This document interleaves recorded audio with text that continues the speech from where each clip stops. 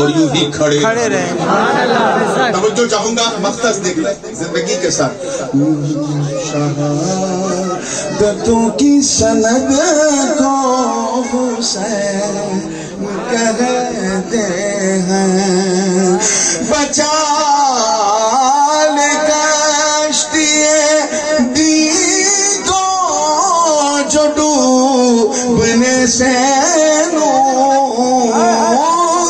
بچا لے کشتی دی کو جو ڈوبنے سے نور. خدا کی ایسی مدد کو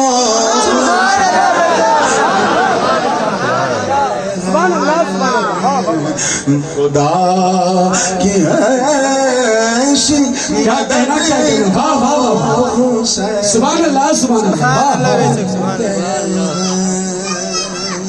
جی لگا کے درود پاک پڑھنے اللہم صلی اللہ. اور اس گلی میں تو بالکل نہیں جہاں یہ جلسہ ہو. سیدھے میں ایکسپریس ہوئے پہ آ. اگر کوئی کچھ کہے تو منہ سے نہ چپ کرائیں ورنہ ایک شور کا اور اضافہ ہوگا. قرآن مقدس کا پہلا پارہ ایک دوسرے زاویے سے فلسفہ شہادت کو خاطب فرما کے کہہ رہا ہے. اے ابراہیم انی جاعلک للناس اماما. میں تمہیں لوگوں کا امام بنانے والا ہوں. کیا بنانے والا ہوں؟ مسجد کا امام نہیں, عیدگاہ کا امام نہیں, انسانیت کا امام, پوری مانو جات کا امام. بہت بڑا ریوارڈ ہے, بہت بڑا گفٹ ہے. اور اللہ تعالیٰ جب اپنے کسی مخصوص بندے کو گفٹ دیتا ہے تو اس گفٹ سے یہ اندازہ ہو جاتا ہے کہ اس نے کن کن راہوں کا سفر کیا ہو. حضرت ابراہیم بھی ہر طرح کی پریچھا سے, امتحان سے گزرے, آخر میں یہ ریوارڈ ملا. پہلا امتحان یہ تھا, توجہ ایک دم پوائنٹ ٹو پوائنٹ چلنا ہے, ادھر ادھر جانے کا موقع نہیں ہے, کہ حضرت ابراہیم خلیل اللہ علیہ السلام اپنے پریوار سہت حلب میں رہتے تھے, حمص میں جو شام کا ایک شہر ہے, اور وہ علاقہ نمرود کے دائرے حکومت میں آتا تھا. کس کے؟ نمرود کا نام سنا ہے نا, حالانکہ سننے لائق نام نہیں ہے. اچھا بندہ نہ بن سکا, خدا ہونے کا دعویٰ کر رہا تھا. نمرود بہت بڑا مردود, جیسے سڑا ہوا امرود, مر جائے تو نہ فاتحہ نہ درود. تھوڑا مسکرا دو کیونکہ آگے شاید غم حسین آپ کو مسکرانے نہ دے.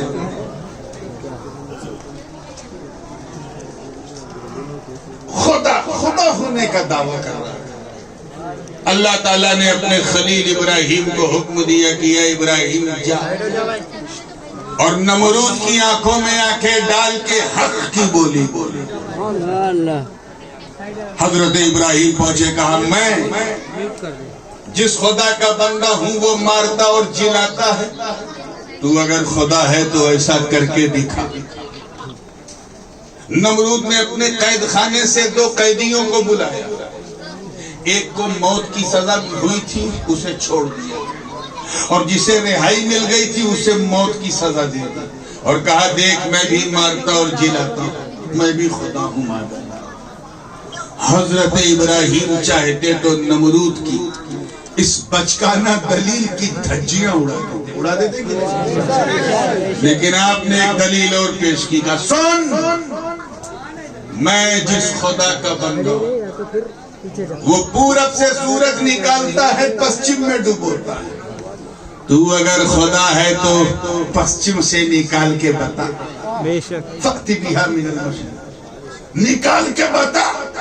فبہت الذی کفر, ٹوٹ گئی نمرود کی کمر, نہ دیکھے ادھر نہ دیکھے ادھر. سوچا کچھ زمین کا معاملہ ہوتا تو لین دین کر لیتے, کچھ ٹیبل کے اوپر سے کچھ ٹیبل کے نیچے سے. یہ تو آسمان کا معاملہ. سورج نہ مجھ سے پوچھ کے نکلتا ہے نہ ڈوبتا. وہ ہمارے یہاں یو پی میں کہاوت مشہور ہے نا, کھسیانی بلی کھمبا نوچے. وہی حال ہوا نمرود کے ساتھ. مناظرہ ہار گئے تو اس نے ایک اگنی کنڈ, ایک آتش کدا بنا دیا. اچھا ایک بات بتاؤ, بفرض محال کیونکہ یہ آلموسٹ امپاسبل ہے, لیکن بفرض محال اگر سورج پشچم سے نکل جاتا تو ابراہیم کی دلیل کی روشنی میں نمرود کو خدا ماننا پڑتا کہ نہیں؟ دلیل ہی ایسی ہے.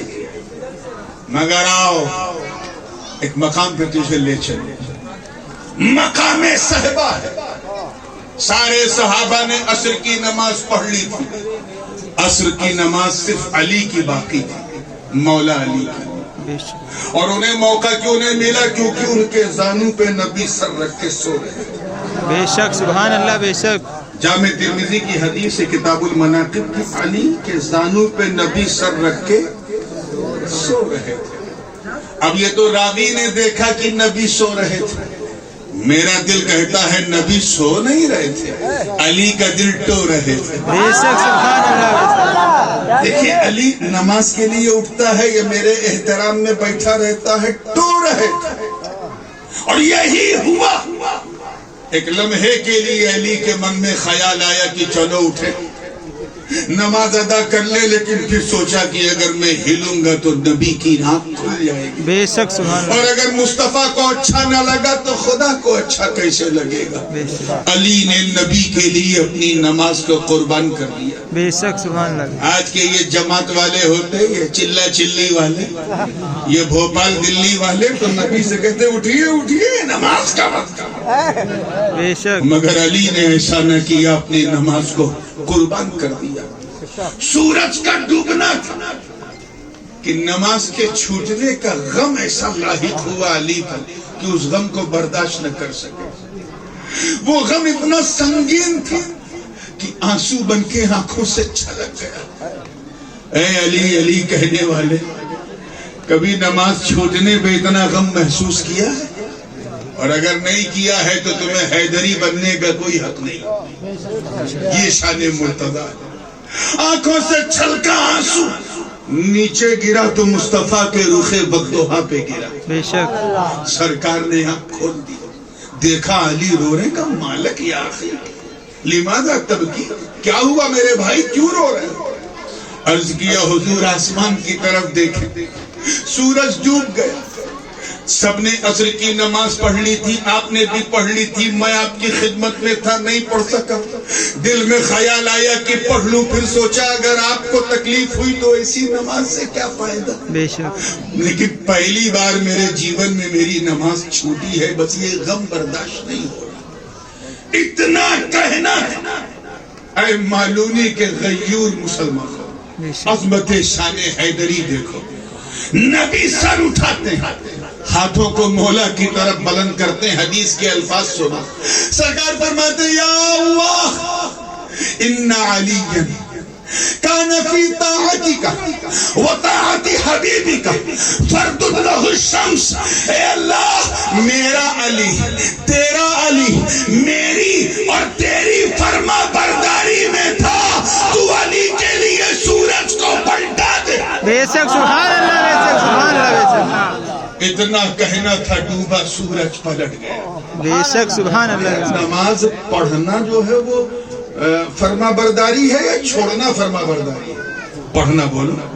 اللہ کا حکم کا پالن پڑھنے میں ہے کہ چھوڑنے میں؟ پڑھنے میں نا. اور نبی کیا فرما رہے ہیں, جنہوں نے نماز چھوڑی ان کے لیے کہ اے اللہ علی میری اور تیری فرما برداری میں, حکم کے پالن میں تھا. یا اللہ ہم سمجھتے ہیں کہ نماز پڑھنا حکم کا پالن, یہاں تو علی چھوڑ رہے ہیں اور مصطفیٰ کہہ رہے حکم کا پالن کر رہا ہے. مطلب صاف, گویا نبی کا یہ انداز بتا رہا کہ اے بندو ایسی نماز تیرے منہ پہ مار دی جائے گی جو مصطفیٰ کے دل کو دکھا کے پڑھی. ایسی نماز تیرے تیری، نہ ایسی عبادت تیری، نہ ایسی بندگی تیری، نہ ایسا روزہ تیرا، نہ ایسا حج تیرا۔ ارے یہ میرا محبوب ہے، میں اس کا محب ہوں، اس کی ہر چیز میری ہے، میری ہر چیز اس کی ہے، جو اس کا ہے وہ میرا ہے، جو میرا ہے وہ اس کا ہے، جو اس کا نہیں وہ میرا نہیں۔ تبھی تو اعلیٰ حضرت عظیم البرکت امام عشق و محبت، دریائے رحمت، کنز الکرامت، جبل الاستقامت، الشاہ امام احمد رضا خان محدث بریلوی نے ڈنکے کی چوٹ پہ کہا کہ میں تو مالک ہی کہوں گا کہ مالک کے حبیب یعنی محبوب و محب میں نہیں میرا۔ سبحان اللہ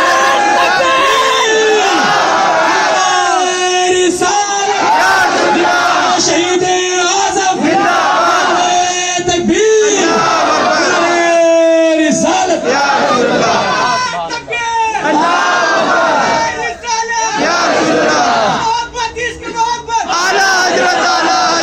بات علی کی ہے تو جی لگا کے درود پڑھ لو۔ آج اللہم صلی اللہ علیہ وسلم، درود پڑھ لو، اللہم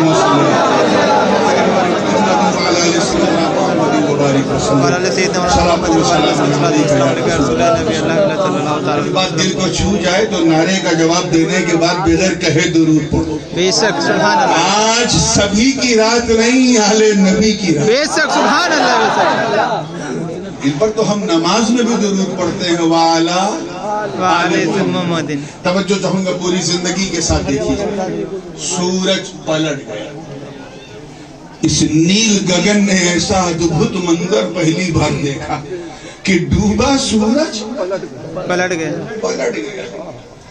آج اتہاس کا انکار کرنے والے ویگیانک بھی مانتے ہیں کہ ایسا کبھی ضرور ہوا ہوگا۔ کوئی انہیں نشاندہی مریخ پہ نظر آئی کہ سورج کبھی پسچم سے نکلا۔ علی نماز پڑھنے لگے، باوضو تھے، علی رکوع میں ہے، سورج ڈوب نہیں رہا، علی سجدے میں ہے، سورج ڈوب نہیں رہا، علی قعدے میں ہے، سورج بولیے نہیں ڈوب رہا ہے، نہیں ڈوب رہا۔ پہلی رکعت مکمل ہو گئی، سورج نہیں ڈوب رہا، علی دوسری رکعت میں ہے، سورج نہیں ڈوب رہا۔ میں نے سورج سے عالم خیال، وچاروں کی دنیا میں on the way of think میں نے پوچھا کب ڈوبو گے، بے شک کب ڈوبو گے؟ تو فرتے عشق حیدری میں وہ سورج بولا، پہلے پوچھتا تو میں بتا دیتا کب ڈوبوں گا، بے شک اب علی سے پوچھو، سبحان اللہ، بے شک سبحان اللہ، علی سے پوچھو، علی سے ان کی نماز کب پوری ہوگی؟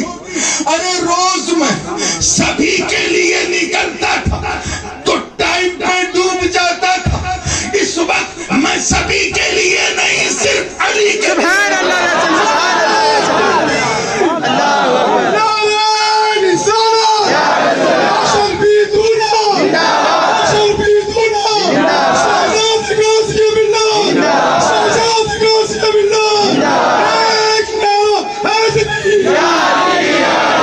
درود پاک پڑھنے اللہ کہنا نہ پڑے، آج پڑھتے رہے صلی اللہ علیہ صلی اللہ علیہ وسلم۔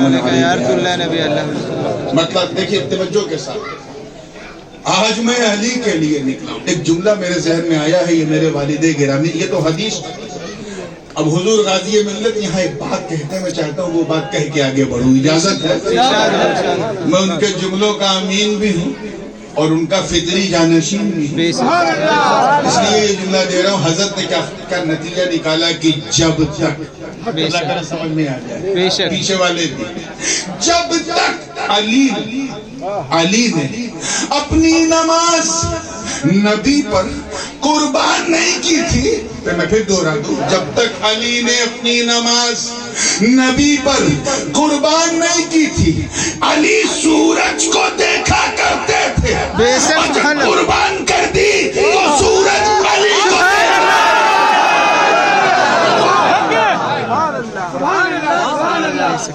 پسچم سے نکلا کی نہیں؟ ادھر والے بولو نکلا کی نہیں؟ پیچھے والے بولو نکلا۔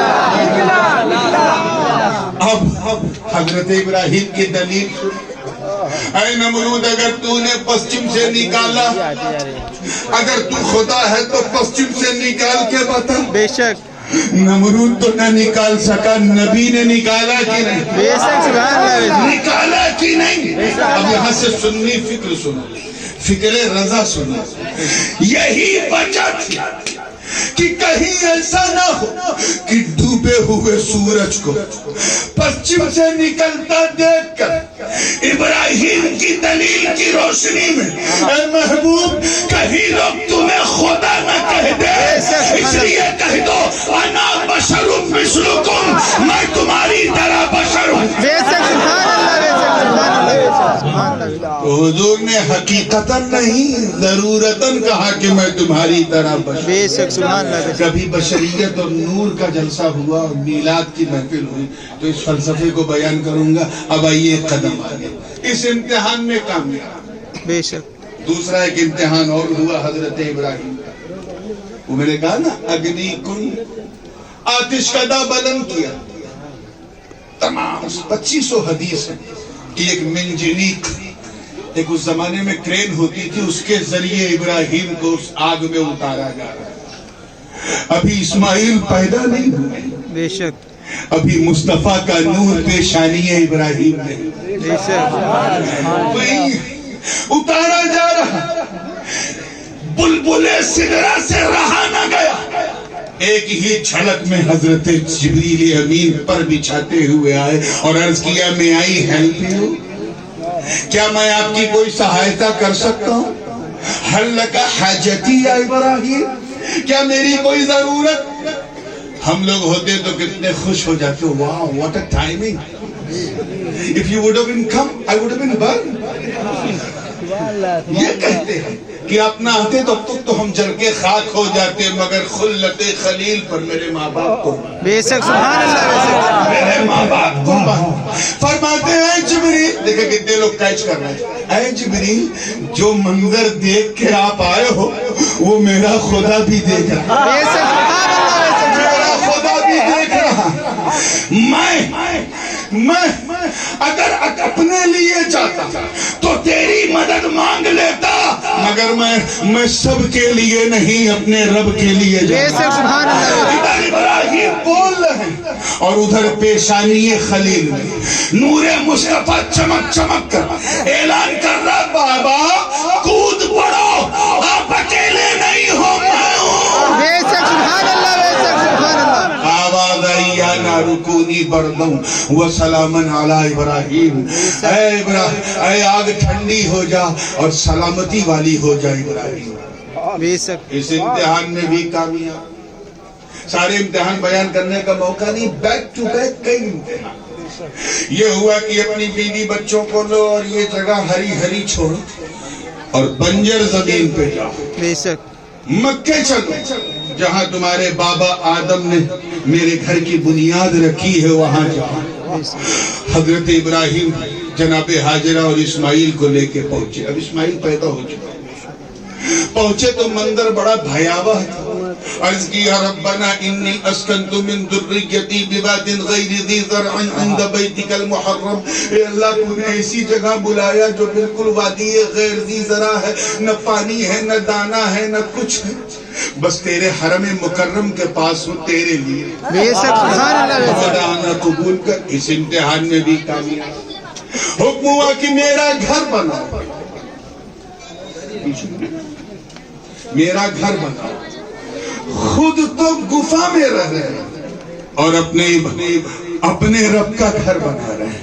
اس تفصیل میں جانے کا موقع نہیں، ایسا بنایا کہ کعبہ بن گیا. اس امتحان میں بھی کامیاب. پھر حکم ہوا ابراہیم اب میرا گھر بن گیا ہے، اب میرے توحید کے جھنڈے کو بلند کرو اور اپنی امت کو بلاؤ میرے گھر کا طواف کرنے کے لیے. وَأَذِّن فِي النَّاسِ بِالْحَجِّ يَأْتُوكَ رِجَالًا وَعَلَى كُلِّ ضَامِرٍ يَأْتِينَ مِنْ كُلِّ فَجٍّ عَمِيقٍ. تفصیل میں جانے کا موقع نہیں ہے، صرف ٹچ کر کے آگے بڑھو. آخر میں بڑا بھیانک امتحان ہوا. میں اس امتحان کی طرف آپ کو لانا چاہ رہا تھا. اس امتحان کا تعلق کربلا سے بہت گہرا ہے. بے شک سبحان اللہ بے شک. بہت گہرا ہے. بار بار یہ تقاضا ہو رہا تھا کہ اے ابراہیم جو تمہیں سب سے زیادہ عزیز ہو، محبوب ہو، اس کو میری راہ میں قربان کرو۔ حضرت ابراہیم کے دل میں تو چل رہا تھا مجھے اس دنیا میں اسماعیل سے زیادہ کوئی عزیز نہیں۔ پھر کئی بار سوچا کہ آخر اللہ میرے بیٹے کی قربانی کیوں مانگے گا، اسی نے تو دیا۔ اسی پسو پیش میں کہ جب اسماعیل اتنے بڑے ہو گئے کہ سن شعور کو پہنچے تو ایک سپنا آیا۔ بے شک۔ اچھا ایک بات بتائیے، ادھر 3 سال کا 4 سال کا بچہ اگر ہو، 2 سال 2.5 سال 3 سال کا، اور اس کے سامنے اگر ایک سانپ پھن کھول کے بیٹھ جائے تو وہ 3 سال کا بچہ ڈرے گا نہیں، گردن پکڑے گا پھینک دے گا۔ ہاں جیسے ہی اس کے پاس عقل آئے گی فوراً ڈرے گا۔ آج سے 2 سال کا بچہ ڈرتا نہیں، کود جائے گا۔ کیوں؟ کیونکہ وہ سن شعور نہیں ہے، سن تمیز نہیں ہے۔ اس عمر میں بچہ نفع نقصان نہیں جانتا، اس عمر میں سپنا نہیں آیا، خواب نہیں آیا۔ فلما بلغ معه السعي، ایک ایسی عمر میں آیا جب حضرت اسماعیل اتنے بڑے ہو گئے تھے کہ نفع نقصان بھی سمجھتے تھے، کیا اچھا کیا برا وہ بھی سمجھتے تھے، سب کچھ پتا تھا، اپنا کام اپنے ہاتھ سے کر سکتے تھے، شعور والی عمر کو تھے۔ تب خواب آیا ابراہیم کو، اور اس کی حضرت ابراہیم نے ہاتھ میں چھری لیا اور اپنے بیٹے اسماعیل کے پاس آئے اور کہا اے بیٹا انی ارا فی المنام۔ توجہ چاہیے، اب کوئی بولے گا نہیں۔ اب یہاں سے ہم دھیرے دھیرے مسائب کی طرف جا رہے ہیں، اور یہ جتنا بھی آپ لوگ پھول مارتے ہیں نا، اگر مارنا ہے تو 5 منٹ میں مار لو، اس کے بعد پھر میں کسی کو اجازت نہیں دوں گا پھول کی۔ ہاں نعرہ اور درود جتنا چاہو، بے شک، ٹھیک ہے نا؟ پوری توجہ کے ساتھ۔ انی ارا فی المنام انی اذبحک فانظر ماذا تری۔ اے بیٹا میں نے خواب دیکھا ہے کہ میں تیری گردن پہ چھری چلا رہا ہوں، فانظر غور کر، ماذا تری تیرا کیا خیال ہے، کاٹو۔ برا مت مانیے گا، آج کا اگر یہ چھوکرا یہ فیس بک، انسٹاگرام اور یہ ٹویٹر، یہ واٹس ایپ والا اگر کوئی لڑکا ہوتا اور کہتا اس کا بوڑھا باپ ہاتھ میں چھری لے کے آتا اور کہتا میں نے خواب دیکھا کاٹوں، تو آج کا یہ سر پھیرا لڑکا کہتا ہے ابا سٹیا گئے ہو گیا۔ کوئی باپ اپنے بیٹے کو کاٹتا، مگر اسماعیل کے ذبح و ایثار پر میرے ماں باپ کو، بے شک۔ جیسے ہی کہا تیرا کیا خیال ہے تو اسماعیل نے کیا قال یا ابتی افعل ما تؤمر ستجدنی انشاءاللہ من الصابرین۔ کر دیجئے جو آپ کو آدیش ملا، انشاءاللہ ان قریب آپ مجھے صبر کرنے والا۔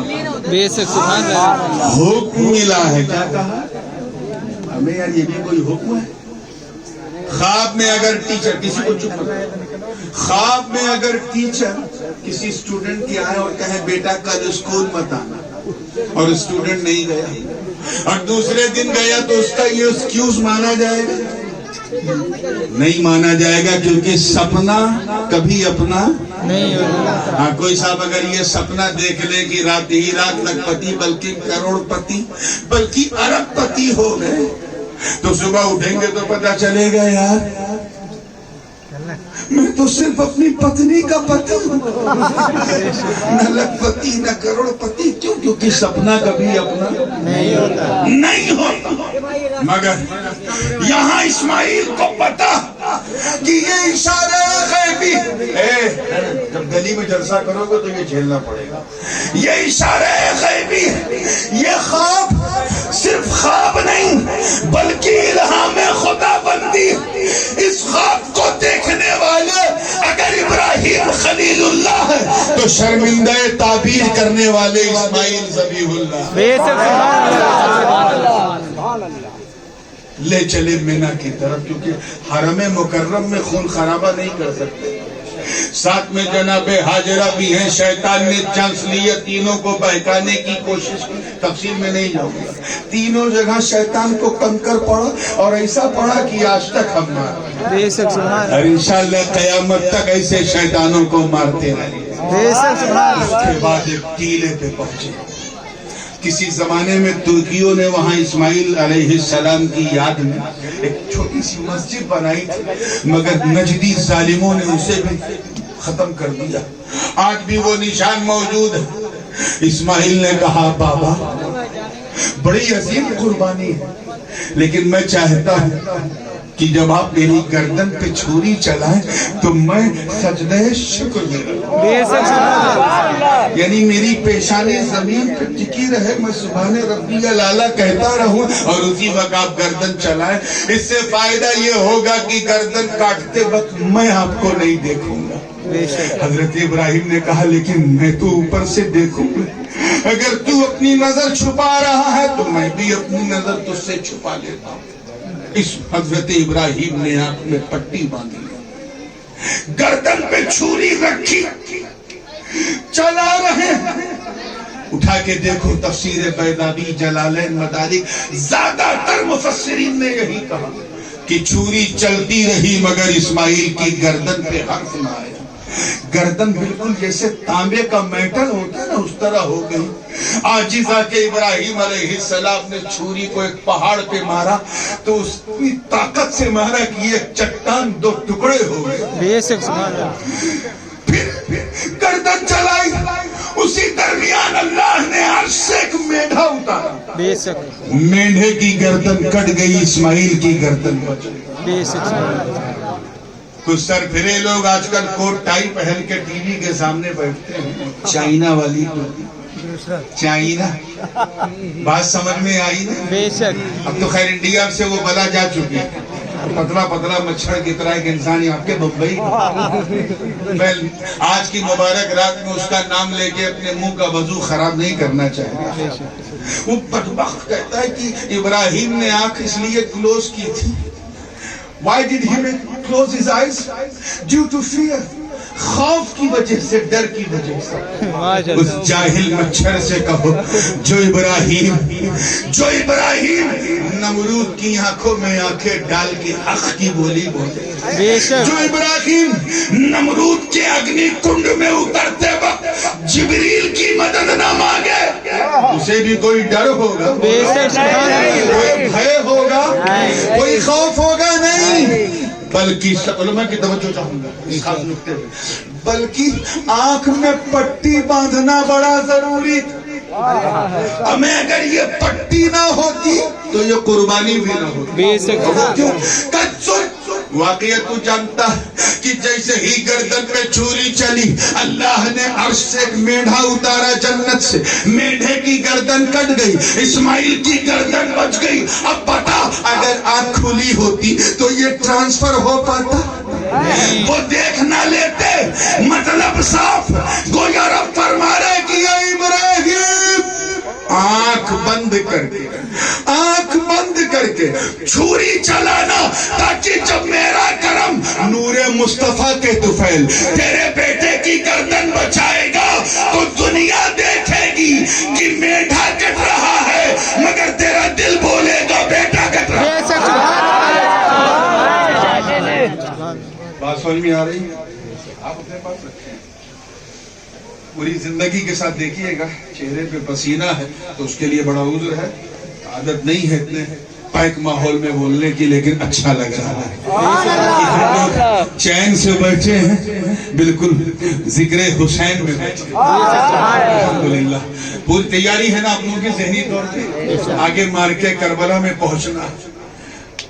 آواز فلما اسلم وتلہ للجبین، جب آنکھ کھولی تو دیکھا وتلہ للجبین کہ اسماعیل تو بالکل مسکرا رہے، میڈھا گر گیا تو دل میں خیال آیا کہ یہ اللہ، یہ میں نے کچھ گڑبڑ تو نہیں کیا، مجھ سے کوئی چوک تو نہیں ہو گئی، کہیں ایسا تو نہیں کہ تو نے میری قربانی کو معاذ اللہ رد تو نہیں کر دیا، کیونکہ خواب میں تو میں نے اسماعیل کی گردن پہ چھری چلائی تھی، حقیقت میں میڈھا کٹ گیا، کچھ مسٹیک تو نہیں ہوئی۔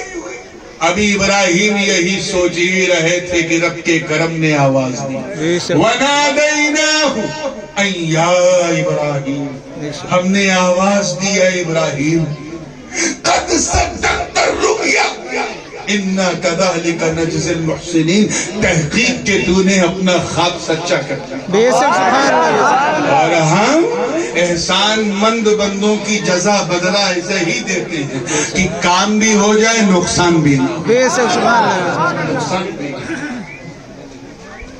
توجہ چاہو، اے ابراہیم میں نے تیرا بہت امتحان لیا، ایک کے بعد ایک امتحان لیا، نمرود سے پنگا لینا پڑا تو نے لیا، آگ میں اترنا پڑا تو اتر گیا، کعبہ بنانا پڑا بنا دیا، بیوی بچوں کو چھوڑ کے جانا پڑا تو نے کر دیا، مگر ان ھذا لہو البلاء المبین، یہ اب تک کی سب سے اب تک کا سب سے سخت امتحان بے شک، اور تو اس میں بھی کامیاب ہو گیا، گھبرا مت، وَفَدَيْنَاهُ بِذِبْحٍ عَظِيمٍ، ہم نے تیری اس قربانی کا جو فدیہ ہے، جو بدلہ ہے، وہ مہان قربانی قرار دیا، بے شک سبحان ذبح عظیم۔ اب آئیے، ایک جملہ بھی اگر یہاں پھسل گیا یا کان سے ادھر ادھر نکل گیا تو پوری تقریر نکل جائے گی، میں اس طرف آ چکا ہوں، اس لیے پلیز کنسنٹریٹ یور مائنڈ، ایمانداری سے بتائیے، حضرت اسماعیل مہان ہے یا وہ بھیڑ جو کٹا تھا وہ مہان ہے؟ بڑا کون ہے بولیے؟ نرسری کے جی کے سٹینڈرڈ کا سوال ہے، ارے حضرت اسماعیل کے ہر انسان اس سے زیادہ مہان ہے، جانور تو جانور ہوتا ہے نا، تو اسماعیل سپیریئر ہے اور وہ میڈھا جو ہے انفیریئر، کلیئر ہوا بولیے؟ کیونکہ یہ سمجھ گئے تو پھر ہر سال سمجھنا نہیں پڑے گا۔ آئیے توجہ کے ساتھ دوسرا، خواب میں کس کی گردن کٹی تھی؟ حقیقت میں کس کی کٹی؟ اب آئیے تیسرا اسٹیپ، یہ جو آپ لوگ روز گوشت خریدتے ہیں بوچر کے ہاں سے، قصائی کے ہاں سے، اسے قربانی کا گوشت کہتے ہیں؟ بولیے نہیں، یہ ذبح والا روز والا گوشت ہے، لیکن جو 10 ذوالحجہ کو، یہ جو پوسٹر لگا ہے اس کو دیکھ کے بتائیے گا، 11 12 کو جو آپ کاٹتے ہیں 10 کو، وہ کیا کہتے ہیں اس کو؟ زور سے بولیے، وہ قربانی کا گوشت ہے۔ آرڈینری گوشت قربانی کے گوشت کی طرح نہیں ہو سکتا۔ اب آئیے، جب مہان اسماعیل ہے، سپیریئر اسماعیل ہے، وہ انفیریئر جو ہے وہ میڈھا ہے، تو پھر راز کیا کہ جب اسماعیل کی گردن پہ خواب میں چھری چلی تھی تو اسے صرف ذبح کہا، صرف ذبح یعنی آرڈینری تھی، اور جب میڈھے کی گردن پہ چلی تو اسے ذبح نہیں کہا بلکہ ذبح عظیم، بے شک سبحان اللہ، مہان قربانی۔ ظاہر سی بات ہے کہ اگر اسماعیل کی گردن پہ چھری جو چلی تھی وہ صرف ذبح، تو پھر اسماعیل کی قربانی کا فدیہ کوئی اور ہوگا، وہ یہ میڈھا ہو نہیں سکتا، کیونکہ میڈھے کا، کیونکہ سپیریئر کا فدیہ انفیریئر نہیں ہوگا۔ اگر 10 رکعت نماز چھوٹی ہے تو 2 رکعت پڑھنے سے کام نہیں چلے گا، بات جب اسماعیل کی ہے تو پھر سپیریئر کا فدیہ سپیریئر ہی ہونا چاہیے، اسی کی نسل سے ہونا چاہیے۔ پھر میڈھے کی گردن کیوں کٹی، اسماعیل کی کیوں بچی؟ تو آواز آئی اسماعیل کی گردن اس لیے بچی کیونکہ مصطفیٰ کا نور پیشانی ہے اسماعیل میں، بے شک سبحان اللہ، مصطفیٰ کا نور پیشانی ہے اسماعیل میں تھا، وہ نور وہاں سے چلا، عدنان کو ملا، گردن بستی رہی، چلتا رہا، بنو قریش کو ملا، سب کی گردن بستی رہی، بنو عدی کو ملا، گردنیں بستی رہی، بنو تمیم کو ملا، گردنیں بستی رہی، بنو طے کو ملا، گردنیں بستی رہی، خزیمہ کو ملا، گردن بچی رہی، کلاب کو ملا، گردن بچی رہی، مرہ کو ملا، گردن بچی رہی، مدرکہ کو ملا، گردن بچی رہی، قصی کو ملا، گردن سب کی بچی رہی، عبد مناف کو ملا، گردن بچی رہی، ہاشم کو ملا، گردن بچی رہی، عبداللہ کو ملا، گردن بچی رہی، مصطفیٰ کو ملا۔ بے شک سبحان اللہ، نبی اپنے کاشانے نبوت میں بیٹھے، حدیث جامع ترمذی کی ام سلمہ راوی کہ ایک زانو پہ حسین بیٹھے تھے، بے شک سبحان اللہ، دوسرے زانو پہ نبی کے اپنے بیٹے ابراہیم بیٹھے تھے، جبریل آئے، کربلا کی مٹی لے کے آئے، سمجھ گئے اب تکمیل ذبح عظیم کا وقت آ گیا ہے. سید اپنے کاندھے پر زیادہ دن تک قرض نہیں رکھتا. میرے نور نے اب تک ٹالے رکھا تھا, اب وقت آ گیا ہے. چنانچہ اپنے حصے کی قربانی کے لیے اپنے بیٹے ابراہیم کو چنا اور دادا اسماعیل کی قربانی کے لیے حسین کو چنا. میں آؤں گا اے حسین تیری اس ذبح عظیم کی تکمیل کو سلام. اب سمجھے کیا شان تھی حسین کی, کس مقصد. بہت سارے مقاصد اسباب کارن ہیں, میں ایک نئے زاویے سے آپ کو سمجھانے کی کوشش کر رہا ہوں. حسین اپنا مقصد زندگی جانتے ہیں. اتنا سب ہو گیا, اب اللہ تعالیٰ نے ریوارڈ دیا. اور کیا ریوارڈ دیا؟ انی جاعلک للناس اماما. اے ابراہیم میں تمہیں پورے مانو جات کا امام بنانے والا ہوں. کیا بنانے والا ہوں؟ بے شک. سبحان اللہ. توجہ سے سنیے گا. حضرت ابراہیم کی شان دیکھیں.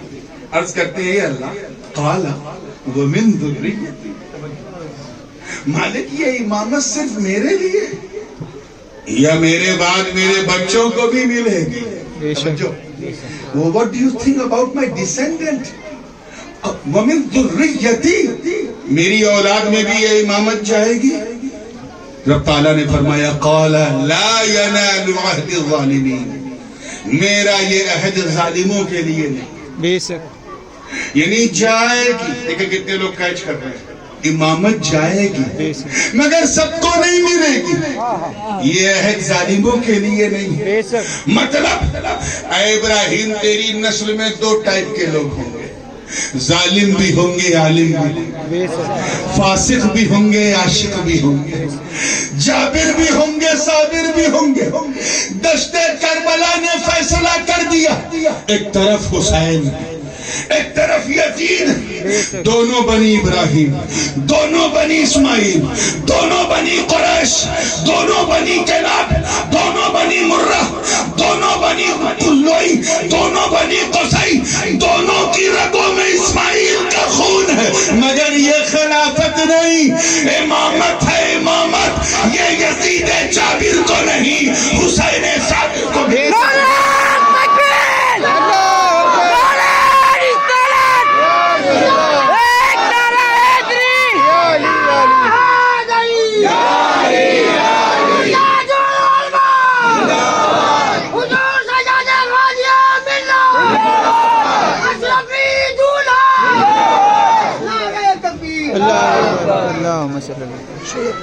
چلے ہیں بیٹھ کر وہی مچھر یزید کا فیملی بیک گراؤنڈ بتا رہا تھا. استغفر اللہ. کہہ رہا ہے یزید کو برا مت کہو. میں کیوں نہ برا کہوں, تیرا چچا ہے کیا, بابا ہے, ماما ہے, کون ہے؟ ارے جو برا ہو اسے برا کیوں نہ کہیں. یاد رکھنا بخاری و مسلم کی متفق علیہ حدیث. حضرت عمر بن یحییٰ رضی اللہ تعالیٰ عنہ فرماتے ہیں کہ میں نے ابو ہریرہ کو یہ کہتے ہوئے سنا رضی اللہ تعالیٰ عنہ. وہ پناہ مانگتے تھے کہ اللہ مجھے 60 ہجری سے پہلے اٹھا دینا. بے شک. لا تدرکنی سنت 60, اے اللہ مجھے 60 ہجری مت دکھانا, اس سے پہلے اٹھا لینا. قیل لماذا, پوچھا گیا کیوں, تو کہا اس لیے کہ میں نے صادق المصدوق سچے مصطفیٰ سے سنا ہے ہلکت امتی علی ید غلمت القریش, میری امت قریش کے اوباش لونڈوں کے ہاتھ ہلاک ہو. غلمہ عربی کا لفظ, تب اگر اس کو میں صحیح ٹرانسلیشن کروں بمبئیہ لہجے میں تو ٹپوری. کیا, قریش کے اوباش ٹپوریوں کے ہاتھ ہلاک ہو جائے گی. اور 60 ہجری سے میں اس لیے پناہ مانگتا ہوں کہ وہاں سے ایسے ہی ٹپوریوں کی حکومت شروع ہوگی, امارت السبیان ہوگا, بچوں کے ہاتھ میں قوم کی باغڈور ہوگی. اسی لیے میں پناہ مانگتا ہوں. اتہاس ساتھی ہے, یہ حدیث بخاری کی ہے. اور بخاری شریف کو آپ نے سمجھا کہ اصح الکتب بعد کتاب اللہ، قرآن کے بعد یعنی اللہ کی کتابوں کے بعد توریت انجیل، اس میں سب جو غیر محرف، اگر روئے زمین میں سب سے اہم کوئی کتاب ہے تو وہ صحیح البخاری، اس میں یہ حدیث ہے۔ ابو ہریرہ پناہ مانگتے تھے، سن 60 ہجری میں حضرت امیر معاویہ کا انتقال ہوا، اسی وقت یزید پلید تخت پہ بیٹھا، 61 ہجری کے پہلے ہی مہینے میں محرم میں اس نے اپنی شطارت دکھائی کہ امام حسین شہید ہوئے، اسی سے پناہ مانگتے تھے۔ سب کو پتا تھا مقصد حسین، سب جانتے تھے آگے کیا ہونے والا ہے۔ چلے ہیں بیک گراؤنڈ بتانے، یزید کو برا نہ کہو، اس کے ابا صحابی، میں نے کہا بالکل صحابی تھے، اس میں یزید کی کون سی خاص بات؟ یزید کا بیک گراؤنڈ کوئی معمولی بیک گراؤنڈ نہیں تھا۔ یزید کی دھوبی تو ہم سب کی ماں ام المومنین حضرت ام حبیبہ صحابی، یزید کے دادا جناب ابی سفیان صحابی، چاچا صحابی، بابا صحابی، ماما صحابی، پورا بیک گراؤنڈ صحابی۔ ٹائی لگا کے تقریر کر رہا تھا، میں نے کہا اچھا کاش حسین کا بیک گراؤنڈ بتا، کس حسین سے تو ملا رہا ہے یزید کو؟ ارے اگر تو یزید کے بیک گراؤنڈ کو دیکھتا تو سن، یہی تو اللہ کی شان ہے، وہ عالم الغیب والشہادہ، وہ علیم بذات الصدور، اسے پتا ہے قیامت سے پہلے ایک جماعت سر اٹھائے گی جو شہر شہر، نگر نگر، گلی گلی، گاؤں گاؤں جا کر کاؤں کاؤں کرے گی اور کہے گی یزید کا بیک گراؤنڈ دیکھو، بیک گراؤنڈ دیکھو۔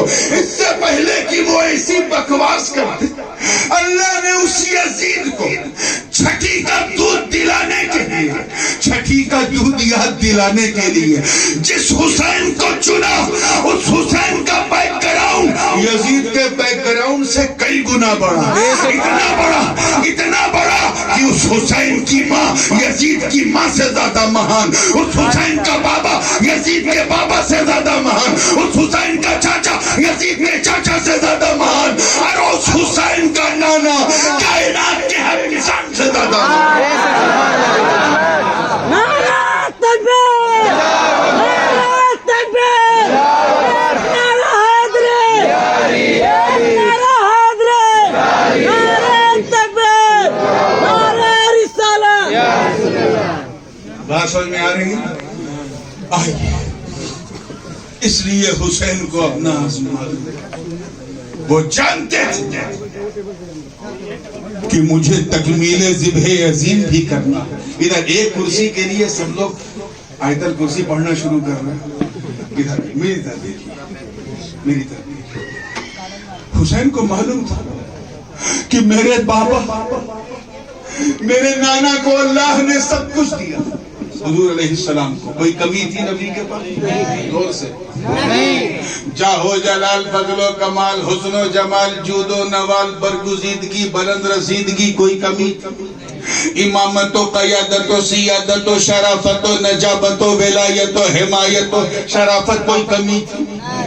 بس ایک چیز مسنگ تھی، اور وہ تھی شہادت۔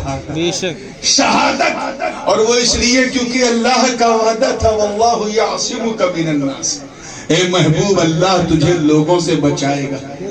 اے مصطفیٰ، بدر ہو، احد ہو، خیبر ہو، خندق ہو، آپ کو کوئی قتل نہیں کر پائے گا، اللہ آپ کا رکھوالا ہے، وہ آپ کو لوگوں سے بچائے گا۔ اب یہ فضیلت شہادت جو مصطفیٰ کو ملنی اور رب کا وعدہ بھی پورا ہونا، اس کے لیے اللہ نے حسین کو چنا۔ اے حسین جا، گردن تیری کٹے گی، شہادت مصطفیٰ کی۔ حسین کو اپنا مقصد پتا تھا کہ مجھے تکمیل ذبح عظیم بھی کرنا ہے اور اپنے نانا کی شہادت کا معنوی حصہ بھی بننا ہے۔ حسین جانتے تھے کہ امامت کا معاملہ، مجھے امامت اپنے پاس رکھنی، میں کسی بھی حالت میں امامت کو لے کے سمجھوتا نہیں کر سکتا۔ حسین کو اپنی اچھا شکتی کو اپنے پاور سے نہیں بدلنا بلکہ استقامت سے بدلنا. اسی لیے جب روکنے والوں نے روکا تو حسین رکے نہیں. شارٹسٹ وے پاسبل میں اگر کہا جائے تو مسلم بن عقیل کو بھیجا. ابن زیاد نے انہیں بھی شہید کر دیا, ان کے دونوں بچوں کو شہید کر دیا. کنبہ حسینی پہنچا. سفر کرتے کرتے دشت کربلا میں پہنچا. 7 محرم تھی. ظالموں نے پانی بند کر دیا. اسی دن اس حسین پر پانی بند کیا جس حسین کے ہاتھ سے پانی پینے کی امید رکھتے ہیں میدان قیامت کہ حوض کوثر سے اپنے نانا کے ساتھ حسین ہمیں پانی پلائیں. سبحان اللہ.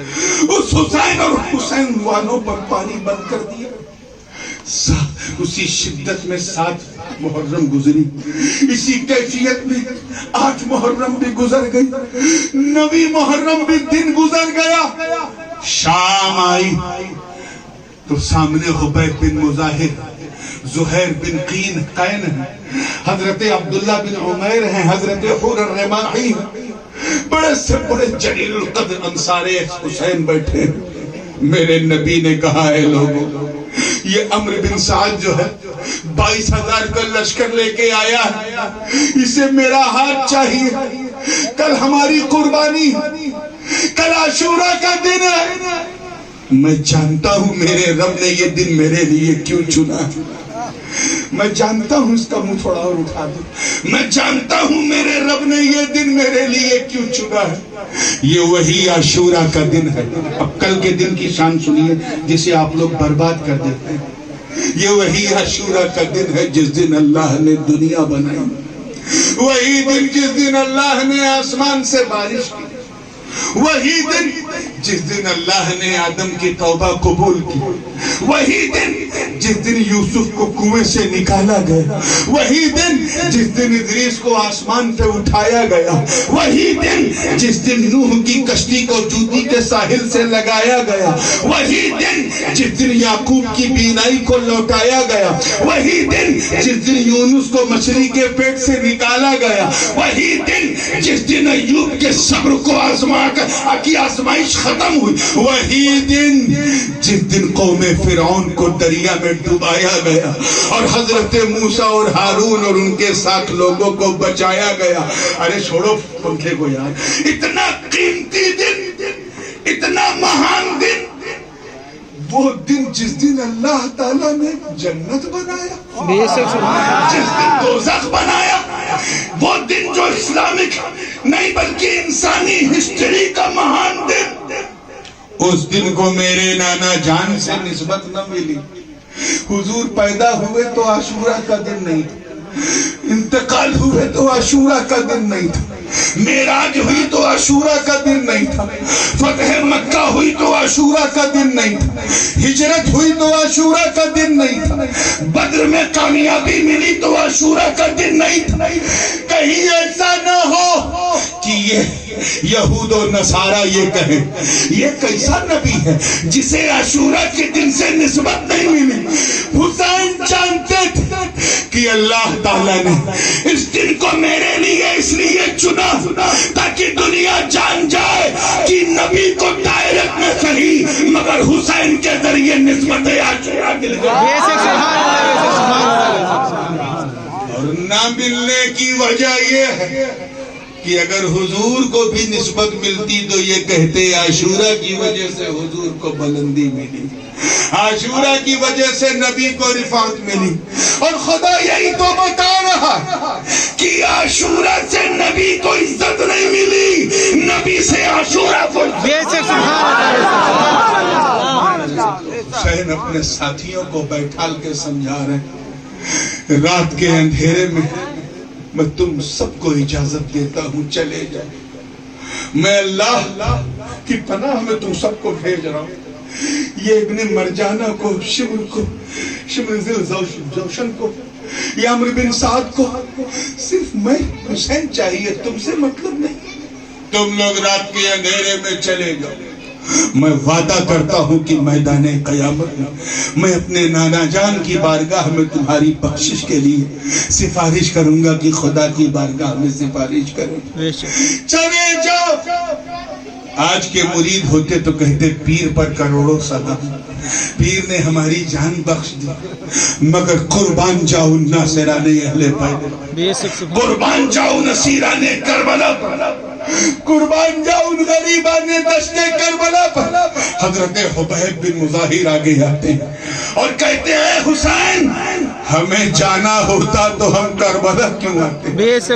ہم بھی رخصت پر عمل کر لیتے، جیسے اب بہت سارے صحابہ نے مدینے میں رہ کے رخصت پہ عمل کیا، بہت سارے صحابہ نے مکے میں رہ کے رخصت پہ عمل کیا. یعنی جو اللہ کی طرف سے اجازت ملی تھی اس اجازت پہ ہم بھی عمل کر لیتے. ہم اپنی جان کو خطرے میں کیوں ڈالتے؟ ہم عزیمت پر عمل کیوں کرتے؟ اے حسین پہلے اگر آپ بھیجتے تو شاید میں چلا جاتا، مگر سکینہ کی یہ حالت دیکھ کے نہیں جا سکتا، میں ابھی نے بیمار کی بیماری دیکھ کے نہیں جا سکتا، میں اہل بیت نبوت کو ان حال میں چھوڑ کے نہیں جا سکتا. اے حسین ہم کفن باندھ کے آئے ہیں اور یہ فیصلہ کر کے آئے ہیں کہ جئیں گے تو آپ کے ساتھ، مریں گے تو آپ. کیا جذبہ تھا ان اصحاب کا، اصحاب حسین کا، کیا کس انداز کی ان کی محبت تھی. اللہ اکبر کبیرہ. خیر صبح کا وقت ہوتا ہے، امام حسین نے فجر کی نماز پڑھائی. ظاہر ہے دشت کربلا میں پانی تو نہیں ہے تو مٹی سے تیمم کیا. پوری جماعت نے حسین کے پیچھے نماز پڑھی. سورج جیسے ہی تیز ہوا، عمرو بن سعد نے پہلا تیر اہل بیت نبوت کے خیمے میں مارا. یہ کوئی معمولی بیک گراؤنڈ کا انسان نہیں تھا. صحابی رسول حضرت سعد ابن ابی وقاص رضی اللہ تعالیٰ عنہ کا بیٹا، صرف رے کی گورنری، تہران جو آج موجودہ شہر ہے پرانا نام اس کا رے تھا، صرف رے کی گورنری کے لیے، کیونکہ ابن زیاد نے وعدہ کر لیا تھا تجھے رے کا گورنر بنائیں گے. اس لالچ میں وہ بھول گیا اور اہل بیت نبوت کے خیموں پہ اس نے تیر کی برسات کر دی. سعد ابن ابی وقاص کا بیٹا، وہ سعد اللہ اکبر. میدان احد میں جب مسلمان ایک لمحے کے لیے پسپا ہوئے تھے، حضرت سعد کو خیال آیا کہ کہیں کوئی میرے نبی کو نقصان نہ پہنچائے. حضور کے قریب پہنچ گئے، کبھی رائٹ کبھی لیفٹ کبھی پیچھے. کبھی کبھی جب یہ خیال آتا تھا کہ سامنے سے تیر آ رہا ہے تو آگے آ جاتے تھے. حضور پیچھے سے تیر دیتے جا رہے تھے، سعد تیر کافروں پہ چلا رہے تھے. سرکار نے پوچھا ہے سعد کیا تو نے قرآن کی آیت نہیں سنی؟ لا تقدموا بین یدی اللہ ورسولہ، اللہ اور اس کے رسول کے آگے آگے مت بڑھو اور تم میرے آگے. کہا حضور مجھے ادب پتا ہے مگر ادب پر عشق غالب ہے. سرکار جب میں سوچتا ہوں کہ ادھر سے تیر آئے گا تو میں رائٹ سائڈ چلا جاتا ہوں، جب سوچتا ہوں ادھر سے آئے گا تو میں لیفٹ، جب سوچتا ہوں کہیں کوئی بزدل پیچھے سے تیر نہ مارے تو پیچھے، اور جب مجھے یہ خیال آتا ہے کہ سامنے سے تیر نہ آ جائے تو میں فرط عقیدت سے ادب بھول کر آگے آ جاتا ہوں. میں تو شمع رسالت کا پروانہ وار طواف کر رہا ہوں. اتنا سننا تھا میرے نبی کی آنکھوں سے آنسو آنے لگے. حدیث کے الفاظ ہیں صحیح مسلم میں، حضرت زید بن ارقم راوی فرماتے ہیں کہ سرکار تیر دیتے رہے اور پیچھے سے کہہ رہے اے سعد مجھے بچانے کے لیے تو میرے آگے کھڑا ہے. ارے سن، پوری دنیا اپنے ماں باپ کو مجھ پہ قربان کرتی ہے، مگر اے زمین و آسمان گواہ ہو جاؤ، فدا کا ابی و امی یا سعد، محمد کے ماں باپ تجھ پہ قربان ہے.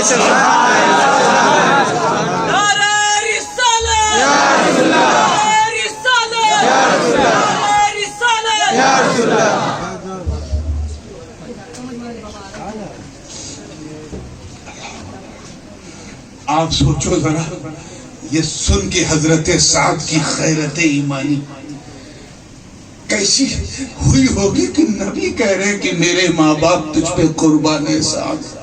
وہ سعد ابن ابی وقاص، وہ فاتح قادسیہ جنہوں نے دریائے دجلہ کی لہروں میں بھی اپنے گھوڑے کو دوڑا دیا تھا. انہوں نے نبی کے دشمنوں پر پہلا تیر چلایا تھا. انہی کا بیٹا عمرو بن سعد نبی کے نور نظر امام حسین کے پیاسے خیمے پر پہلا تیر چلاتا. تیر چلا تو جنگ کا بگل بچ چکا تھا. ایک ایک کر کے انصار اہل بیت شہید ہو رہے تھے. حضرت ابن عمیر سب سے پہلے شہید ہوئے. حضرت حبیب بن مظاہر لڑے شہید ہو گئے. حضرت زہیر بن قین لڑتے لڑتے شہید ہو گئے. حضرت حر کا عالم یہ تھا کہ انہوں نے اتنی جوان مردی سے لڑائی لڑی کہ ان کا رنگ دیکھ کر دور بیٹھے حسین نے کہا انت حر فی الدنیا والآخرہ، اے حر آج سے تو آگ سے محفوظ ہے، چاہے وہ دنیا کی آگ ہو یا آخرت کی آگ. بے شک سبحان اللہ. ایک ایک کر کے سب شہید ہوتے گئے. حضرت قاسم بن حسن نے اجازت مانگی. نبی کا دل پسیج گیا. اپنے بھائی حسن کی امانت کو کیسے دیتے؟ کہا نہیں میں تجھے نہیں جانے دوں گا. قاسم نے دامن جی چھوڑ کے کہا چچا جان جانے دے، میں آپ کی قربانی نہیں دیکھ سکتا، اس لیے مجھے جانے دے. حسین نے کہا تو کیا سمجھتا ہے تو میری نہیں دیکھ سکتا، میں تیری دیکھ سکتا ہوں. ارے میں تجھے کیسے جانے دوں؟ اگر تجھے کچھ ہو گیا تو میں اپنے بھائی حسن مجتبیٰ کو کیا منہ دکھاؤں گا. یہی بات جناب قاسم نے کہی. سرکار چچا جان اگر میرے ہوتے ہوئے آپ کو کچھ ہو گئے تو میں اپنے بابا حسن کو کیا کہوں گا. بہرحال اجازت دے دی. مورخ لکھتا چاہے ابن جریر طبری کی تاریخ پڑھو، ابن ہشام کو پڑھو، ابن خلدون کو پڑھو، البنایہ والنہایہ پڑھو، مشہد الحسن والحسین پڑھو، چاہے شیعوں کی روایت پڑھو، چاہے اہل سنت کی پڑھو. حد تو یہ ہے کہ دیوبندیوں تک نے لکھا ہے کہ قبر بنی ہاشم جناب قاسم جب نکلے تو ابن سعد نے اپنے سب سے مضبوط سپاہی کو تیار کیا جس کا نام ارزق، اور کہا اے ارزق جا 14 سال کے اس بچے سے تو لڑ. ارزق نے کہا ابن سعد تو مجھے اتنا کمزور سمجھتا ہے، تو نے حر کے سامنے مجھے نہیں بھیجا، حبیب بن مظاہر کے سامنے مجھے نہیں بھیجا، پہلوانوں کے سامنے اس پہلوان کو نہیں بھیجا، اور یہ 14 سال کے چھوکرے کے سامنے مجھے بھیج رہا. ابن سعد نے کہا اس کی عمر نہ دیکھ، یہ علی کا پوتا ہے، بے شک سبحان اللہ. یہ علی کا پوتا ہے. دیابنا تک نے یہ لکھا ہے، بلکہ وہابیہ تک نے بھی اس کو تسلیم کیا. یہ علی کا پوتا ہے، اس کی رگوں میں حسن کا خون ہے، فاطمہ کا دودھ. ارے یہ تجھے بھی چھٹی کا دودھ یاد دلا دے گا. مگر وہ بہت بڑا پہلوان تھا. اس نے کہا اسے تو میں نہیں جاؤں گا، پہلے میں اپنے بچے کو بھیجتا ہوں. تو اس کے 4 بیٹے تھے. پہلے بیٹے کو بھیجا، 1-2 منٹ بھی نہ ٹک سکا، حضرت قاسم کی تلوار کی زد میں آ کے کٹ گیا. دوسرے کو بھیجا، 2-3 منٹ میں اس کا بھی یہی حشر. تیسرے کو بھیجا، اس کا بھی یہی حشر. چوتھے کو بھیجا، اس کا بھی یہی حشر. اپنے 4 جوان بیٹوں کو کٹتا ہوا دیکھا. ارزق دل ملا اٹھا، میدان کارزار میں اترا. اتنا موٹا تگڑا تھا کہ دور بیٹھے بیٹھے امام حسین نے جب یہ منظر دیکھا تو کہا اے اللہ اس دیو سے میرے بچے کو بچانا.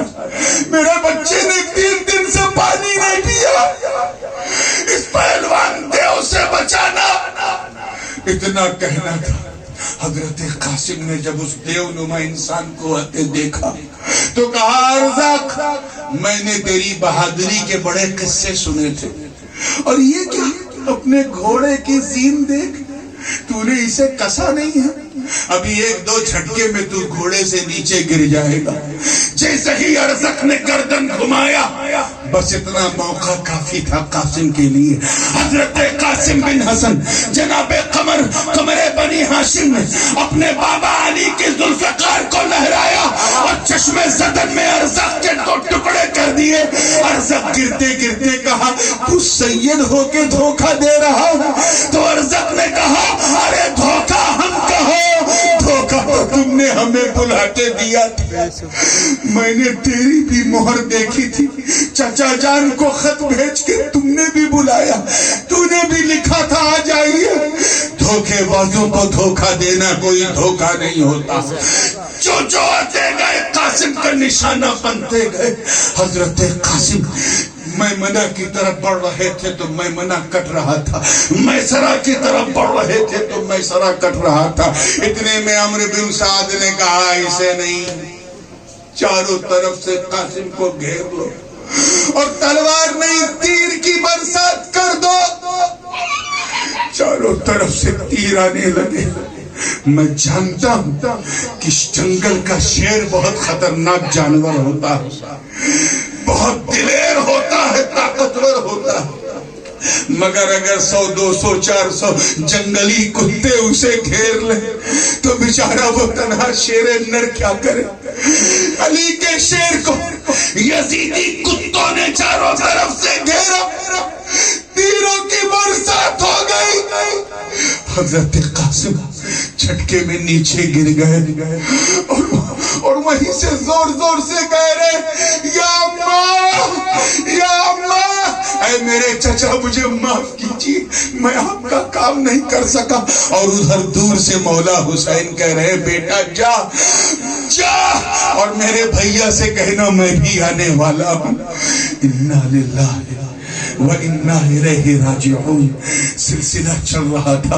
جناب علی اکبر جو شبیہ پاک مصطفیٰ ہیں، تصویر مصطفیٰ ہیں، حسین کے سب سے بڑے بیٹے ہیں. علی اکبر 18 سال کی عمر، لیکن اس عمر میں جب آپ نے اجازت مانگی تو پھوپھی زینب سے رہا نہ گیا، کیونکہ پالا تھا پھوپھی نے، مگر اجازت تو ملنی تھی. حضرت علی اکبر کو نے بھی اسی طرح شمشیر زنی کی. مورخ ابن خلدون لکھتا ہے کہ تنہا علی اکبر نے یزیدی لشکر میں سینکڑوں کو جہنم رسید کر دیا تھا، مگر ایک تیر حضرت علی اصغر کے دل کی طرف جا کے لگا اور ایک جھٹکے میں وہ بھی گر گئے. روح قفس عنصری سے پرواز کر گئی. انا للہ و انا الیہ راجعون. درود پاک پڑھنا.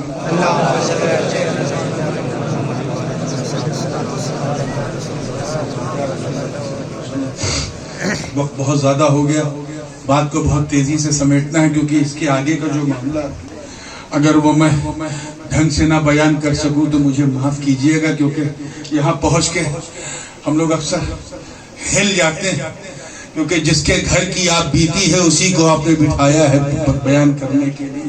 تو دعا کیجئے گا کہ اللہ استقامت عطا کرے.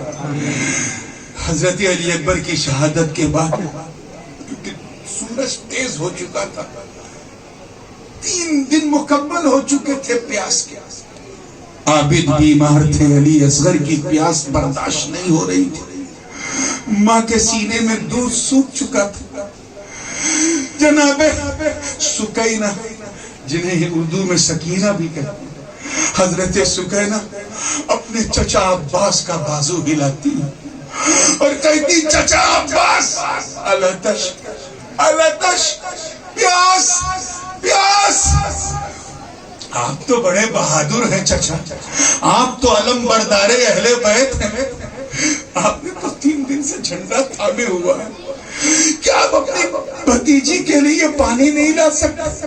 چچا میں وعدہ کرتی ہوں کہ میں پانی نہیں پیوں گی، میرے بابا حسین کو پلا دوں، میرے چھوٹے بھائی علی اصغر کو پلا دوں، میرے بھائی زین العابدین جناب سجاد کو پلا دو، بیمار ہے بخار سے بدن تپ رہا، میں نہیں پیوں گی، میں وعدہ کرتی ہوں میں نہیں پیوں گی. بار بار یہ اصرار وہ عباس کا عالم جس نے اپنے سامنے قاسم کی جوانی لٹتے ہوئے دیکھا نہ ہلے، علی اکبر کا لاشا خون میں نہاتے دیکھا مگر نہ ہلے، اپنی بھتیجی جناب سکینہ کے سامنے قدم لڑکھڑا گئے۔ جناب سکینہ نے کہا چچا عباس، میرے دادا علی نے آپ کی ماں ام جنین سے اسی لیے شادی کی تھی کہ آپ کی ماں جس خاندان کی تھی اس خاندان کی عورتیں بہت بہادر جوانوں کو جنتی ہیں، آپ جیسے بہادروں کی ضرورت تھی تاکہ دشت کربلا میں جب حسین بے یارو مددگار ہو تو آپ اس کی مدد کریں۔ چچا عباس وقت آ گیا ہے، اے با وفا عباس اب وفا کر دیجئے۔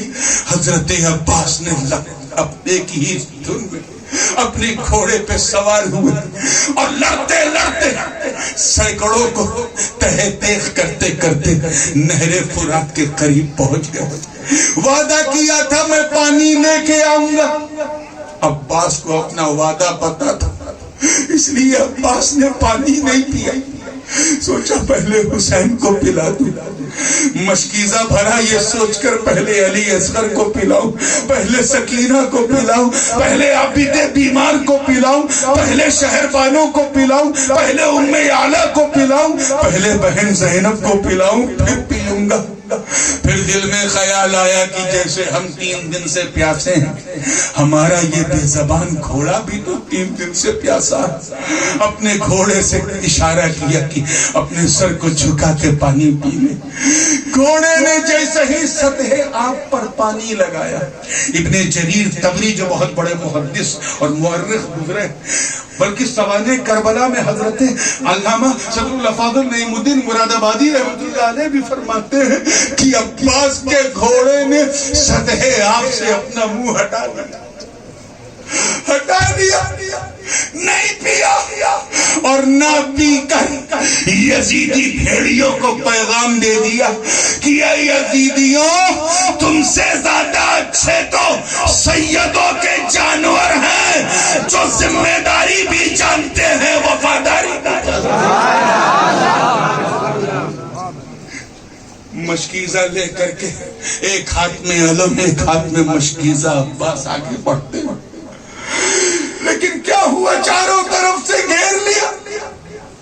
شمر چند لوگوں کو لے کر آگے بڑھا، حرملہ جو بہت بڑا تیر انداز تھا وہ آگے بڑھا۔ ابن سعد نے زور سے کہا کہ پانی خیمے میں نہ جائے، اگر پانی چلا گیا تو حسین سے کوئی لڑ نہیں سکتا، کرنٹ آ جائے گا پورے خیمہ حسینی میں۔ چنانچہ تیر تلوار سب کچھ چلنے لگے، تنہا عباس کیا کرتے، جس بازو سے مشکیزہ اٹھایا تھا اس بازو کو ناہنجار تیروں اور تلواروں سے کاٹ دیا گیا۔ عباس نے فوراً بائیں ہاتھ میں مشکیزہ لے لیا، علم عباس کا گر گیا کیونکہ مشکیزہ سنبھال رہا تھا۔ بائیں ہاتھ میں مشکیزہ لیا تو تیر اور تلواروں سے اس بائیں بازو کو بھی کاٹ دیا۔ عباس نے خود تو پانی نہ پیا مگر اس سے پہلے کہ ہاتھ کٹ کے گرتا عباس نے اپنے دانتوں سے مشکیزے کو دبا لیا۔ مورخ لکھتے ہیں کہ خیمہ بالکل نزدیک تھا۔ جو لوگ کربلا معلیٰ گئے ہیں دیکھیں گے وہاں وہ جگہ موجود ہے جہاں عباس کے دونوں بازو گرے تھے، وہاں بھی ترکیوں نے ایک عمارت بنائی ہے، آج تک محفوظ ہے کیونکہ وہاں نجدی نہیں آئے۔ وہاں سے خیمہ بس اتنا، جیسے سامنے روڈ بس اتنا دور تھا کہ ایک تیر عباس کے حلق میں لگا، خون کا فوارہ پھوٹا، عباس گر گئے اور اسی حالت میں زور زور سے کہہ رہے یا حسینہ یا حسینہ، میں اپنا وعدہ وفا نہ کر سکا، میں بھتیجی سکینہ کے لیے پانی نہ لا سکا۔ اور ادھر بیٹھے بیٹھے خیمے میں حسین کہتے ہیں اے عباس تیری وفاداری کو سلام، اے عباس تیری ہمت کو سلام، اے عباس تیری باوفا خصلت کو سلام، تیری علم برداری کو سلام، تیری وفا شعاری کو سلام۔ گھبرا مت، میں نانا جان سے سفارش کروں گا کہ میدان محشر میں حوض کوثر پہ جہاں حسن حسین کھڑے ہوں گے وہاں ان کے بھائی عباس کو بھی کھڑا کر دیں، انشاءاللہ مل کے نانا کی امت کو پانی پلائیں گے۔ آخری سانس عباس لے رہے ہیں، برگ و ثمر بلکہ جنات بھی نوحے پڑھ رہے ہیں اور کہہ رہے ہیں انا للہ و انا الیہ راجعون۔ جناب زینب علی اصغر کو لے کے یہیں کہاں کی اگر اسے پانی نہ ملا تو یہ تو بغیر تیر کے مر جائے گا، بغیر تلوار کے مر جائے گا۔ 6 ماہ کا علی اصغر، اسے پانی پینا ہے۔ حضرت علی اصغر 6 ماہ۔ ارے انہی واقعات کو پڑھ کے لوگ حسین کو مجبور سمجھتے ہیں۔ یاد رکھنا، حسین مجبور نہیں تھے، حسین مظلوم تھے۔ میرا حسین، خدا کی قسم آقا حسین اگر چاہ لیتے دشت کربلا میں اپنے بابا علی کی ذوالفقار گاڑ دیتے تو پورا کربلا سمندر بن جاتا، مگر حسین نے ایسا نہیں کیا۔ امام حسین تو اگر صرف آسمان کی طرف دیکھ لیتے تو اتنی بارش ہوتی کہ پورا عراق لبالب ہو جاتا، مگر حسین نے ایسا نہیں کیا۔ صرف نہر فرات کی طرف حسین تو بڑی بات، اگر جناب سکینہ اپنی اوڑھنی کو اچھال دیتی تو پوری نہر فرات خیمے میں آ جاتی، مگر انہوں نے ایسا نہیں کیا۔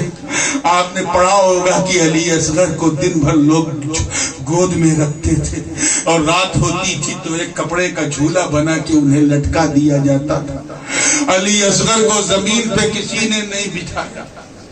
سب کو پتا تھا کہ علی اصغر کی عمر بہت کم ہے، انہیں جنگ کی مصلحت کا علم نہیں ہے، انہیں نہیں معلوم کہ یہاں کرامت نہیں، یہاں استقامت دکھانا۔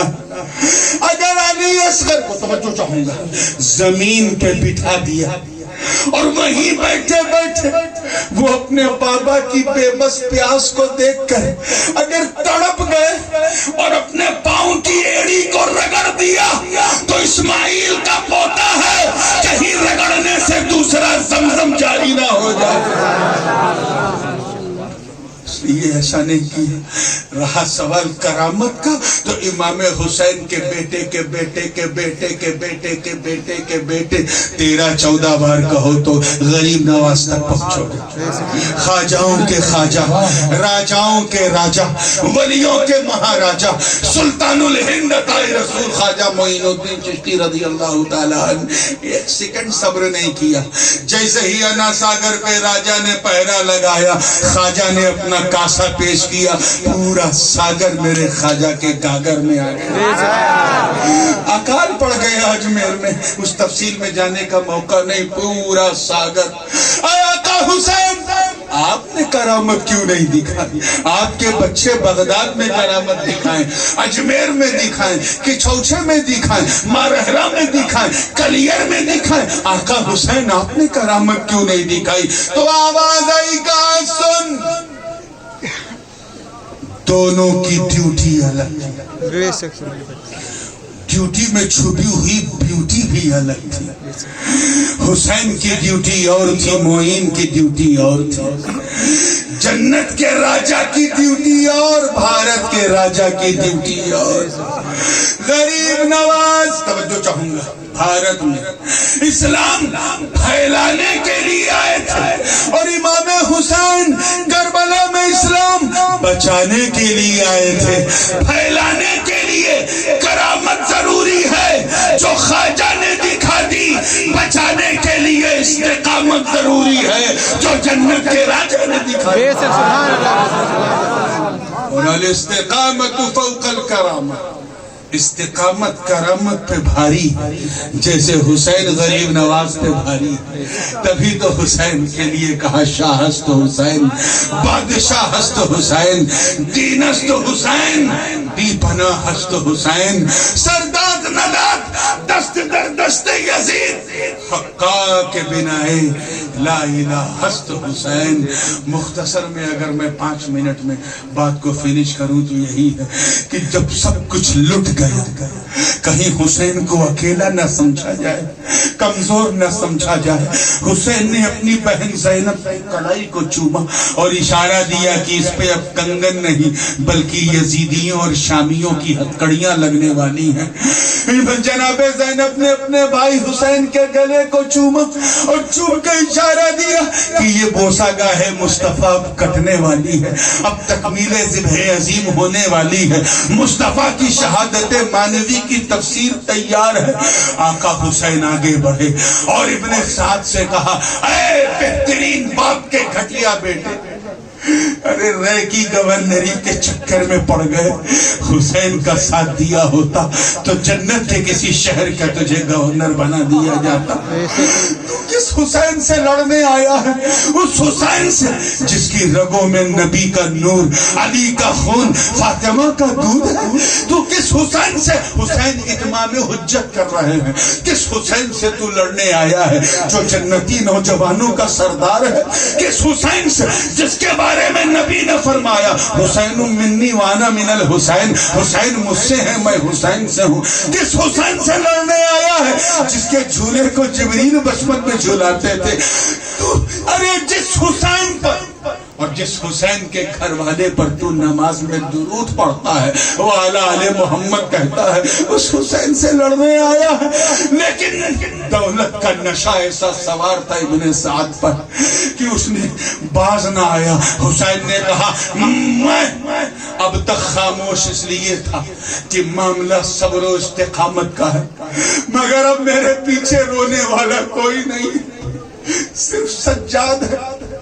میں امامت کا ہاتھ لے کے آگے بڑھ رہا ہوں، ماں کا دودھ پیا تو اپنی سینا میں جو سب سے پاورفل ہے اس کو بھیج۔ مورخ لکھتا ہے کہ 4 لوگ آگے آئے، چاروں کو ایک جھٹکے میں حسین نے تہہ تیغ کر دیا۔ پھر 8 آئے، انہیں پھر اور آئے، انہیں اس طرح جب 25-30 کٹ گئے تو لشکر میں ہنگامہ مچ گیا۔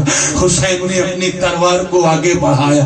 مورخ لکھتا ہے کہ میمنہ کی طرف بڑھے حسین تو میمنہ کٹنے لگا، میسرہ کی طرف بڑھے تو میسرہ کٹنے لگا۔ تلوار چل رہی تھی، ایسا لگ رہا تھا جیسے آسمان کی ساری بجلیاں حسین کی ذوالفقار میں آ گئی ہوں، ایسا چمک رہی تھی جیسے لگے کسی ندی یا تالاب کی سطح پر کوئی لمبی چوڑی مچھلی تیر رہی ہو۔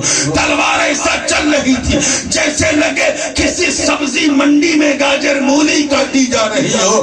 قمر بنی ہاشم، شہزادہ کلگو قبا، راکب دوش مصطفیٰ، نائب محمد مصطفیٰ، حضرت امام حسین علی جدہ علیہ السلام میمنہ سے عقب کی طرف بڑھ گئے۔